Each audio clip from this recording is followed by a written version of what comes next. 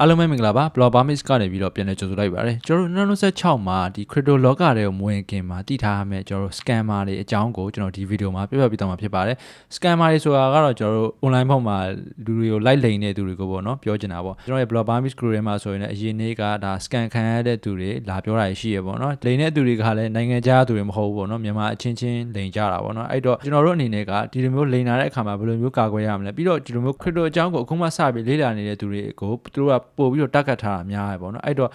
့ကိုကနေပြီးတော့ crypto ကိုစလုပ်မယ်ဆိုရင်လည်းတည်ထားတဲ့အချက်တွေကိုကျွန်တော်ဒီဗီဒီယိုမှာ share လုပ်ပေးမှာဖြစ်ပါတယ်โอเคဒါဆိုရင်ကျွန်တော်တို့အစင်းသင်းဖြစ်တယ်ဆိုရင်ဗီဒီယိုလေးကိုစလိုက်ကြအောင်အခုကျွန်တော်တို့2026ခုနှစ်မှာအရင်နှစ်တင်နေရှင် crypto ဆိုတာလူတိုင်းဒီပါစိတ်ဝင်စားလာတဲ့အရာတစ်ခုဖြစ်လာနေပါတယ် Google မှာဆိုရင်လည်းဒါ how to buy bitcoin ဆိုတဲ့အရာကအရင်နှစ်တင်နေရှင်မယ်ဆိုရင်ဒါဒီ search keyword ထဲမှာအများဆုံးရှာတဲ့နှစ်တစ်ခုဖြစ်လာတယ်ပေါ့နော်အဲ့တော့ဒီလိုမျိုးအကြောင်းအရာတွေကိုကြည့်မယ်ဆိုရင် crypto ကိုလူတွေကနေပြီးတော့ပို့ပြီးစိတ်ဝင်စားလာကြတယ်ပြီးတော့ crypto ဘက်ကိုလူတွေကပြောင်းလာကြတယ်ဆိုတာကိုသိတာနေပါလိမ့်မယ်crypto ကိုအခုမှစပြီးတော့လေ့လာနေတဲ့သူတွေများလာတယ် crypto တွေကိုဝင်လာတဲ့သူတွေများလာတဲ့အချိန်မှာဒီလိုမျိုး beginner တွေကိုပေါ့နော် target ထားပြီးတော့ဒါလိမ်နေတဲ့သူတွေကလည်းပို့ပြီးတော့များလာတယ်ဒီလိုမျိုးရန်တွေကိုကာကွယ်ဖို့အတွက်ကိုဆိုရင်ကျွန်တော်တို့စီမှာ crypto နဲ့ပတ်သက်ပြီးတော့အကြောင်းအရာတွေကိုပြည့်ပြည့်စုံစုံသိထားမှပဲဒီလိုမျိုးရန်ကကာကွယ်နိုင်မှာပေါ့နော်ကိုမသိသေးတဲ့အကြောင်းအရာတွေကိုစပြီးတော့လေ့လာတဲ့အချိန်မှာဆိုရင်ကျွန်တော်တို့အမှားတွေကတော့ရှိမှာပဲဒီလိုမျိုးအမှားတွေကိုကျွန်တော်တို့အနည်းဆုံးအတက်နိုင်ဆုံးကာကွယ်တဲ့နည်းလမ်းလေးတွေကိုသိထားသင့်ပါတယ်အဲ့တော့ကျွန်တော်တို့2026ရဲ့လူတွေကိုဒါ scan လုပ်တဲ့ပုံစံတွေကအရင်လိုအယိုးရှင်းကြီးတွေမဟုတ်တော့ဘူးပေါ့နော်အရင်တော့ဆိုရင်ကျွန်တော်တို့ DM မှာစာလာပို့ပြီးတော့လိမ်တာတွေပါရှိမဲ့ဒီလောက်ပဲဒါပေမဲ့အခုခေတ်မှာ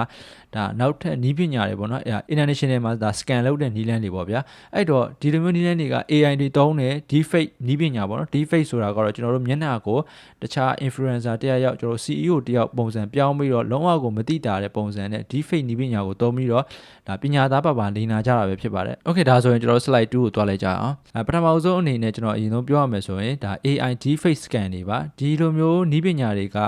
ဒါတန်ယုံသူတွေဆိုရင်တီအောင်မှာမဟုတ်ဘူးအဲ့တော့ဒီလိုမျိုးနည်းပညာတွေတုံးပြီးတော့လူတွေကိုလိန်ကြတယ်ဒီလိုမျိုးလိန်တဲ့နည်းလမ်းတွေကလည်း YouTube ဒါမှမဟုတ် Facebook မှာနာမည်ကြီးတဲ့ CEO တွေ crypto industry တွေကကျွမ်းကျင်တဲ့သူတွေရဲ့မျက်နှာတွေကိုယူသုံးတယ် deepfake နည်းပညာတုံးပြီးတော့ဒါ live ပုံစံမျိုးလွှင့်နေပေါ့နော် live ပုံစံမျိုးလွှင့်ပြီးတော့ဒီ live အတွင်းမှာဒီ wallet ထဲပေါ့နော်သူတို့ on chain wallet တစ်ခုပြလိမ့်မယ်အဲ့ wallet ထဲကို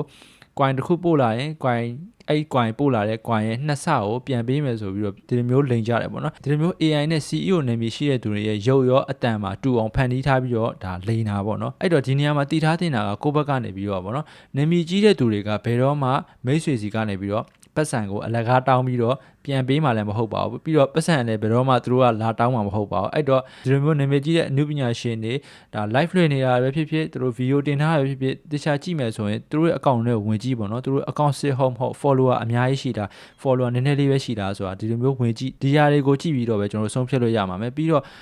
ဘယ်တော့မှလည်းဒီလိုမျိုး social media ပေါ်ကနေပြီးတော့ဒါ CEO တွေ influencer တွေကပတ်စံကို audience ဘက်ကိုဘယ်တော့မှတောင်းမှာမဟုတ်ပါဘူးအဲ့ဒါကိုတော့အမြဲတမ်းမှတ်ထားပါဒီလိုမျိုးတွေ့နေရပြီဆိုရင်ဒါ scan လို့ဒါမှတ်လိုက်ပါတော့ Okay ဒါဆိုရင်ကျွန်တော်တို့ဒုတိယအရေးကြီးတဲ့အချက်ကတော့ Telegram တွေမှာအဖြစ်များဆုံးပေါ့နော် Telegram community တွေမှာပို့ပြီးတော့အဖြစ်များဆုံးပါနာမည်ကြီးတဲ့ group တွေရဲ့ admin နာမည်ပုံစံတွေကိုအတိအကျလုပ်ထားတဲ့ fake account တွေကနေပြီးတော့ကျွန်တော်တို့ private message တွေအရင်လာပို့တယ်ဒါပတ်စံဘယ်လောက်ပေးပါပြီးရင်ဘယ်လောက်ပြန်ပေးမယ်ဆွမ်းနာနီးတိုင်းပဲတုံးတယ်ဒါပေမဲ့သူတို့ကကျတော့ private မှာတုံးတာပေါ့နော်အဲ့တော့ကျွန်တော်ပြောပြအောင်မယ်နော်ကျွန်တော်ရဲ့ blog Barmis channel အတိုင်း like ကူးထားတဲ့သူတယောက်ရှိပါတယ်သူတယောက်မကောက်2ယောက်3ယောက်လောက်ရှိတယ်ကျွန်တော်တို့ blog Barmis ရဲ့ logo ရောကျွန်တော်တို့ bio မှာထည့်ထားတဲ့စာသားအစအကုန်ကူးထားတယ်ပေါ့နော်ပြီးတော့ blog Barmis ကတင်နေတဲ့နေ့စဉ်တင်နေတဲ့သတင်းတွေကိုပါကူးပြီးတော့သူတို့ page မှာပြန်တင်နေပေါ့နော်အဲ့တော့ဒါကျွန်တော်အရင်တစ်ခေါက်ကတော့ Facebook မှာကျွန်တော်ဒါ announce လုပ်ပြီးပြီ Telegram ထဲမှာလည်းကျွန်တော် announce လုပ်ထားတယ်ဒါ scammer ရှိတယ်သူဟာပတ်စံလာတောင်းရင်ဒါကျွန်တော်တို့နဲ့မဆိုင်ဘူးဆိုတာကိုကျွန်တော်ပြောထားတယ်ပြီးတော့ဒီ scammer ရဲ့ user name ကိုလည်းကျွန်တော်ဒါတင်ပေးထားတယ်ပေါ့နော်အဲ့တော့အမြင်သားဆုံးပြောရမယ်ဆိုရင်သူတို့လုပ်တဲ့လုပ်ပုံလုံးတွေကကျွန်တော်တို့ blog Barmis နာမည်ကို logo တွေကိုကူးတယ်ပြီးတော့ content တွေကိုကူးယူပြီးတော့ပတ်စံရှာတာပေါ့နော်ဒီ blog Barmis နာမည်ကိုသုံးပြီးတော့ဟိုဘာမှမသိသေးတဲ့သူတွေအနေနဲ့ကဒါယုံကြည်မှုတစ်ခုနဲ့သူတို့ပတ်စံပေးပြီးတော့သူတို့ဘက်ကနေ block သွားတာမျိုးလောက်တာပေါ့နော်အဲ့တော့ကိုယ့်ဘက်ကနေတည်ထားတဲ့နာကဒီလိုမျိုး admin တွေ Telegram community ကadmin တွေကဘယ်တော့မှကျွန်တော်တို့ကိုစာလာပြီးတော့စာမပို့ပါဘူးပြီးတော့ပတ်စံလည်းဘယ်သူမှလာမတောင်းပါဘူးအမှတ်ထားမှာကဒီလိုမျိုး DM ကနေပြီးတော့စာလာပို့တယ်ပတ်စံဘယ်လောက်ပေးရင်ဘယ်လောက်ရပါမလဲဆိုပြီးအဲ့လိုမျိုးလောဘစိတ်ဖြစ်အောင်ဆွဲဆောင်ပြီးတော့ဒါကိုယ့်စီကပတ်စံယူဖို့စူးစမ်းလာပေါ့နော်အဲ့တော့ဒီလိုမျိုး DM မှာစာလာပို့တယ် admin နာမည်နဲ့စာလာပို့တယ်ဆိုရင်အမြဲတမ်းဒါ scammer လို့သာမှတ်ထားလိုက်ပါ အဲ့တော့နောက်တစ်ခုနီလန်တစ်ခုရှိသေးတယ်အဲ့ဒါကတော့ကျွန်တော်ရဲ့ message box တွေတဲကိုဒါ bonus တစ်ခုရတယ် crypto cancel ခွင့်တစ်ခုရတယ်ဒါမှမဟုတ် crypto reward တစ်ခုရတယ်ဆိုပြီးတော့ link တွေပို့တယ်ပေါ့နော်ဒီ link ကိုနှိပ်ပြီးဘာလုပ်ပါဆိုပြီးပြောပြီးတော့ဒီ link ကနေပဲကျွန်တော်တို့ရဲ့ဒါcrypto wallet ပဲဖြစ်ဖြစ် crypto account ကိုပဲဖြစ်ဖြစ် access ရသွားပြီးတော့ကိုယ့်ရဲ့ wallet ထက်ကနေသူတို့ပတ်စံတွေယူသွားနိုင်တယ်ပေါ့နော်အဲ့တော့ကိုမသိတဲ့သူကနေ link တွေပို့လာတယ်ဆိုရင်လည်းမနှိပ်ကြပါနဲ့ဒီ link က official link ဟုတ်မဟုတ်ကိုယ်တိုင်တွားပြီးတော့ကိုယ့်အကို website ထဲမှာကိုယ့်အကိုပေါ့နော်ဥမာ binance.com လို့သူ့ဘက်ကနေပို့လာတယ်ဆိုရင်ဒီ link ကတေချာလားမတေချာလားဆိုတာသိရအောင်ဆိုရင်ကျွန်တော်တို့ဒီ link ကိုမနှိပ်ဘဲနဲ့ကိုယ့်အကို binance.com ထဲမှာဝင်ကြည့်ပေါ့နော်သူပြောတာတကယ်ရှိမရှိဆိုတာOkay ဒါဆိုရင်ကျွန်တော်တတိယတစ်ခုအနေနဲ့ကတော့ pushing scan လို့ခေါ်ပါတယ်ဒီ pushing scan ကလည်းဆွမ်းနာကျွန်တော် private message မှာ link ပို့တဲ့ပုံစံနဲ့တူတူပဲဒါပေမဲ့ဒီကောင်ကကြတော့ email ဒါမှမဟုတ်ဒါ message တွေမှာလာပြီးတော့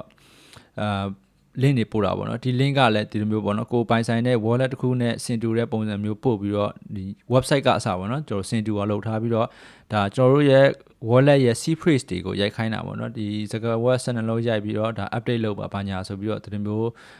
းဖောင်တွေဖြည့်ခိုင်းပြီးတော့ဒါ scan လုပ်တဲ့နည်းလမ်းတွေပါအမြဲတမ်းမှတ်ထားမှာကကျွန်တော်တို့တွေစီကိုအမြဲတမ်းစာလာပို့တဲ့သူတွေကကျွန်တော်တို့နဲ့ပတ်သက်တဲ့ wallet တွေကျွန်တော်တို့နဲ့ပတ်သက်တဲ့အရာတွေကိုဖြည့်ခိုင်းတယ်ပြီးတော့ဒါပတ်စံ reward ရမယ်ဘာညာဆိုတာနဲ့ကျွန်တော်တို့ scammer လို့ဒါအကြံပြမှတ်ထားလိုက်ပါအဲ့တော့ကျွန်တော်နောက်တစ်ခုအနေနဲ့မြန်မာနိုင်ငံသားတွေအတွက်အရေးကြီးဆုံး P2P scammerဒီ P2P scan ကဒါပထမဆုံးနီလန်းကပေါ့နော်အယောင်းဝယ်လုပ်တဲ့အခါမှာတစ်ဖက်ကနေပြီးတော့ KPay note မှာဒါ crypto နဲ့ပတ်သက်တဲ့ဟာတွေရေးခိုင်းပြီးတော့တောင်းဆိုတာမျိုးရှိတတ်တယ်ပေါ့နော်အဲ့တော့ဒီနေရာမှာသူကလှုပ်ချင်တာကကျွန်တော်တို့ရဲ့ account ကိုပိတ်ချင်တာမျိုးတမင်လုပ်တာမျိုးလည်းဖြစ်နိုင်တယ်ဒါမှမဟုတ်ဒီ scammer တွေကဒါကိုအသုံးချပြီးတော့ငွေညစ်တာမျိုးတွေလည်းလုပ်နိုင်ပါတယ်အဲ့တော့ P2P မှာငွေလွှဲတယ်ဆိုရင် note နေရာမှာ crypto နဲ့ပတ်သက်တာတွေဘာမှမရေးပါနဲ့ဒီလိုမျိုးဘာမှမရေးတာကအလွန်ကြုံဆုံးပါပဲကျွန်တော် payment ဆိုတဲ့ payment ပဲထည့်ပြီးတော့လွှဲပေးပေါ့နော်ပြီးတော့ကျွန်တော်တို့ crypto တွေအယောင်းဝယ်လုပ်မယ်ဆိုရင်လည်း P2P မှာပဲအယောင်းဝယ်လုပ်ပါBybit P2P ရတယ် Binance P2P Biget P2P ဒီလိုမျိုး P2P ပေါ်မှာ exchange တွေက P2P ပေါ်မှာပဲအယောင်းဝယ်လုပ်ပါအပြင်မှာအယောင်းဝယ်လုံးဝမလုပ်ပါနဲ့အပြင်မှာအယောင်းဝယ်လုပ်ဖို့ဆိုတာကဒါအယောင်းဝယ်လုပ်တဲ့သူနဲ့ကိုယ်နဲ့လည်းမသိဘူးပြီးတော့သူလိမ်သွားတယ်ဆိုရင်လည်းကျွန်တော်ဘယ်ကိုလိုက်ရမှန်းမသိဘူးပေါ့နော်အဲ့တော့exchange ပေါ်မှာအယောင်းဝယ်လုပ်တာက safe ဖြစ်ဆုံးနည်းလမ်းပါပဲ exchange ပေါ်မှာအယောင်းဝယ်လုပ်တဲ့အခါမှာလည်း scammer တွေရှိတတ်ပါတယ်ဒီနေရာမှာဒီလိုမျိုး exchange ပေါ်မှာ scam ဖြစ်သွားရင်တော့ဒါ Binance Bat တို့ Bybit တို့ဘက်ကနေပြီးတော့ဖြည့်ရှင်းသွားမှာဖြစ်တဲ့အတွက်ကျွန်တော်တို့ဘာမှကြောက်စရာမလိုပါဘူးကိုယ့်ဘက်ကမှန်နေရဆိုရင်ပေါ့နော် Okay ဒါဆိုရင်တော့ကျွန်တော်အခုပြောပြတဲ့ scammer နည်းလမ်းတွေကိုတော့ဒါအကြမ်းမြင့်အားဖြင့်တည်သွားလောက်ပြီးတော့ထင်ပါတယ်ဒီလိုမျိုးနည်းလမ်းတွေလည်းကာကွယ်နိုင်အောင်အတွက်ကျွန်တော်တို့ရဲ့ Binance account Bybit account တွေကိုကျွန်တော် two factor authenticator ခံထားဖို့လိုပါတယ် Google authenticator အကြောင်းကိုသိချင်တယ်ဆိုရင်ကျွန်တော် comment ထဲမှာ မှတ်ခဲ့ပေးပါကျွန်တော်နောက်ဗီဒီယိုကြရင် tutorial လေးလုပ်ပေးပါမယ်နောက်တစ်ခုအနေနဲ့ကကျွန်တော်တို့ crypto မှာ wallet မှာ seed phrase တွေရှိရပေါ့နော်အဲ့ wallet seed phrase တွေကိုလည်းကျွန်တော်တို့ရဲ့ဖုန်းထဲက note မှာလည်းမမှန်နဲ့ဖုန်းနဲ့လည်းဓာတ်ပုံမရိုက်နဲ့အဲ့တော့လုံးတင်တာက seed phrase 12လုံးကိုကျွန်တော်တို့စက်ကူပေါ်မှာဘောပင်နဲ့ခြာရေးပြီးတော့တနေရာမှာတင်ထားတာအကောင်းဆုံးနည်းလမ်းပဲဖြစ်ပါတယ်နောက်ဆုံးပဲအနေနဲ့ကျွန်တော်တို့ဘလောက်ပဲကိုနဲ့တည်တဲ့သူကိုနဲ့ယုံကြည်ရတဲ့သူစီကလာတာပဲဖြစ်ဖြစ်ဒါမသေးကြတဲ့ link တွေဒီ link ကိုကြည့်အောင်လည်းတည်တာတယ်ဗျာ